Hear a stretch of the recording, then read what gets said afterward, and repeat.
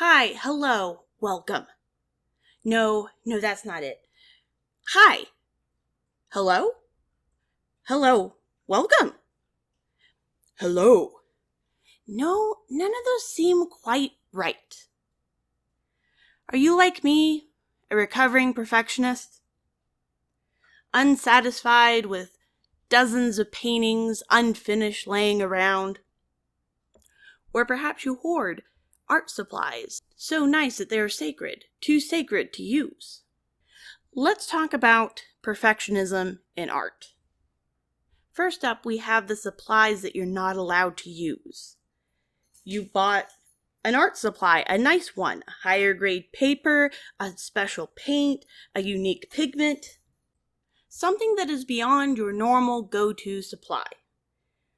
But now it sits in your art drawer or in the corner of the room, collecting dust, because those are your good supplies and only a masterpiece is worthy of using them. First up, I'm going to tell you, use the good art supplies. You now have permission. Will you make a masterpiece every time you use them? Yeah, maybe not. Will you enjoy the art supply? How smooth the oil paints are, how the paper stands up to eraser marks? After all, that's why you got the art supply. It wants to be used. It needs to be used. But I also understand that sometimes just giving yourself the permission to use a nice art supply doesn't quite alleviate the need to put it on a shelf for display. One way around this is that I tend to find student grade items, something that is going to give me the result that I desire without being at such a high price point that I'm afraid to later have to replace it. I've gotten pretty good at finding art supplies at the appropriate level that are going to do the things I want them to do within that medium.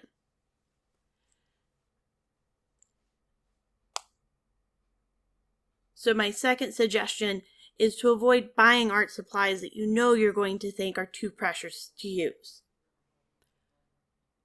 The last bit of advice in regards to this, when I notice that one of my oil paints is about halfway through the tube, that's when I pick up the next one. Then I'm not so precious with the remaining paint that I limit myself artistically, not allowing myself to use titanium white at all, for example. Perhaps you have convinced yourself that it's okay to use those nice art supplies. So now you're staring at a white page, a blank canvas, an open document, void of any ideas, filled with so much potential. But then you decide that's a lot of potential that it may not live up to, and rather than actually painting or drawing or creating, you procrastinate even starting the art piece because it has so much potential you can't just throw that away. I find when looking at the beginning of a piece, and after I have doom scrolled through whatever social media platform I pick that week, I decide that I have to start somewhere. If I somehow make it messy in one way or another, then it's okay for me to put marks on it, because then it would be an improvement. I find this happens a lot with my sketchbook, so I start with a circle, as if I'm going to start drawing a head. Sometimes, just getting that very basic start of a face down is enough for me to be able to move past the white blank page and actually create something. After all, just getting started is half the battle. But perhaps one mark isn't enough. Then perhaps it's time to make something intentionally ugly. Use colors that you hate, a subject that's unusual, or something out of the ordinary, and give yourself permission to create something that is not aesthetically pleasing. Of course, this is different from the ugly stage of a piece, where you've started applying colors but they don't line up right. You aren't sure about your marks on a page. My best advice on how to get through the ugly stage of a painting is to make the ugly stage as short as I can. Rather than going in and putting down my local colors and then building up from there, sometimes when starting a painting, I'll go in and add the shadows and the shadow shapes in addition to the local colors, so that I have a better idea where my light source is coming from and I don't have such a flat feeling to the painting. When I am oil painting, I focus entirely on putting as much paint on the canvas to begin with as possible. That gives me the ability to paint more like a sculptor, rather than starting with one facial feature, completing it to perfection, and then moving on to the rest of the piece. I know there are people who start with an eye, paint it beautifully, and then slowly work outward from there. However, I have no idea how they do it, how they pick those colors so perfectly. Color is relative, so perhaps sitting next to a grayish color, it becomes more vibrant than if it were sitting next to a color of equal saturation or brightness.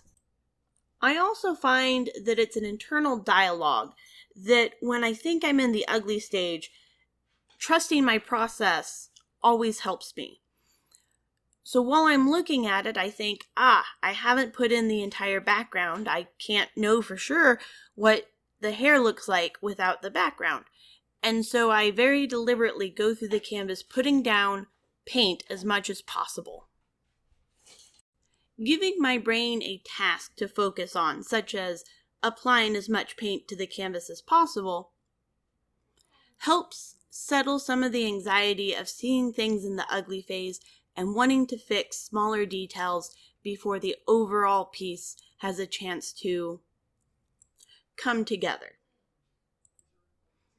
Again, I know there are people who can start in one corner and just work their way to the other. However, I believe for many artists, working in a process starting from rough and slowly refining the entire piece as a whole tends to leave a more cohesive piece. The next bit of advice is best described as when you're doing a pencil drawing and you continue to erase the same thing over and over, redrawing it again and again. Eventually, the paper underneath just wears out and you start pulling up chunks of paper instead of graphite. Perhaps you have drawn one eye really well, and now you have to draw the second, but it comes too big, and then it's too small, and then it's looking in too far, and then it's looking out too far. We have all been in a place where we want to continue to fix something, even if it's detrimental to the overall piece. Or perhaps you got partway through a piece and decided things weren't working out and decided to shelf it. When I was in college and I majored in music, my bassoon teacher told me that it's more about how many miles you put on the instrument, meaning that there are so many weird fingerings on bassoon that there are so many weird fingerings on bassoon that one has to practice harder to gain the muscle memory that, say, a clarinet player or flute player may have, that comes much easier with more modernized fingerings. And much like music and learning bassoon, art requires a certain amount of learning skills. And those skills, from the beginning to the finishing of a painting, happen the more we are able to practice the painting process.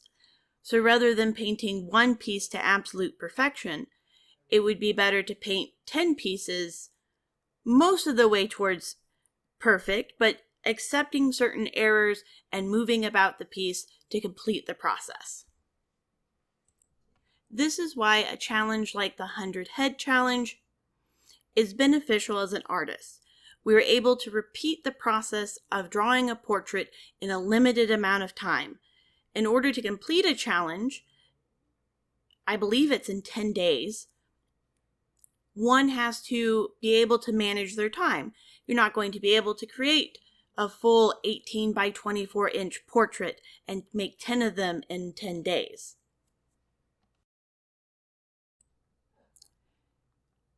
Well, that leads us to the end of this video. If you found it helpful, please give a like or a comment. It helps me out. In this speed draw, I'm working on the line art for my webcomic Fortune's Fancy, which can be found down in the doobly-doo. Let me know down below if you have any tips on overcoming perfectionism as an artist.